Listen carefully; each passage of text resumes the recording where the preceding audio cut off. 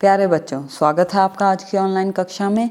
आज हम कक्षा 7 का पाठ 14 विद्युत धारा और इसके प्रभाव शुरू करेंगे। चलिए पाठ को शुरू करने से पहले हम सभी जान लेते हैं विद्युत क्या है। आप अपने दैनिक जीवन में बहुत सारी युक्तियां देखते हैं जो बिजली की सहायता से चलती हैं। इसी बिजली को विद्युत भी कहा जाता है। विद्युत से चलने वाली कुछ युक्तियों की सारणी बनाते हैं, जैसे विद्युत हीटर, विद्युत बल्ब, विद्युत गीजर। इसके अलावा टॉर्च, रेडियो, खिलौने, टीवी का रिमोट, इन सभी युक्तियों में सेल डलते हैं जो विद्युत ऊर्जा को उत्पन्न करते हैं। आपने अपने दैनिक जीवन में देखा होगा, जैसे ही हम स्विच ऑन करते हैं तो विद्युत बल्ब चल पड़ता है या पंखा चल पड़ता है, वॉशिंग मशीन ऑन हो जाती है। इन सभी क्रियाकलापों में विद्युत ऊर्जा एक निश्चित विद्युत परिपथ से होकर गुजरती है, जिसमें विभिन्न अवयव लगे होते हैं।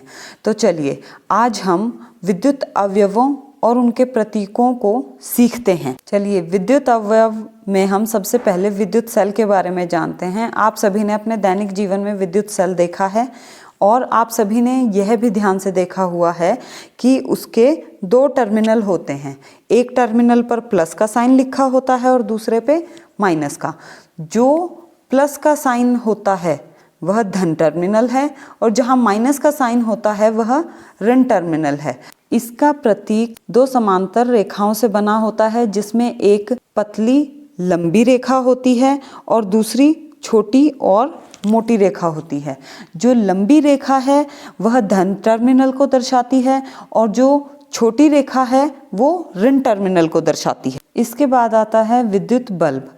आप अपनी स्क्रीन पर देख पा रहे हैं एक विद्युत बल्ब तथा उसका प्रतीक। इसके बाद आता है विद्युत स्विच। जब विद्युत स्विच ऑन किया जाता है तब परिपथ पूरा हो जाता है और जब स्विच ऑफ किया जाता है तो विद्युत परिपथ टूट जाता है।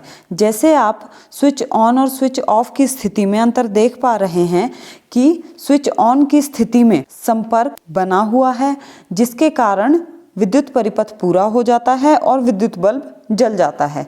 परंतु स्विच ऑफ की स्थिति में आप देखेंगे कि संपर्क टूटा हुआ है और जिसके कारण विद्युत परिपथ टूट जाता है और विद्युत बल्ब नहीं जलता। इसके बाद आती है बैटरी।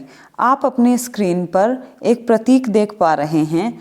क्या आप इस प्रतीक को देखकर समझ सकते हैं कि एक बैटरी किस प्रकार बनी होती है? जैसे कि आप देख पा रहे हैं कि इसके अंदर विद्युत सेल जैसे प्रतीक हैं जो काफ़ी बार रिपीट हो रहे हैं। और इसमें एक ध्यान देने वाली बात और है कि एक विद्युत सेल का ऋण टर्मिनल दूसरे सेल के धन टर्मिनल के साथ संयोजित है।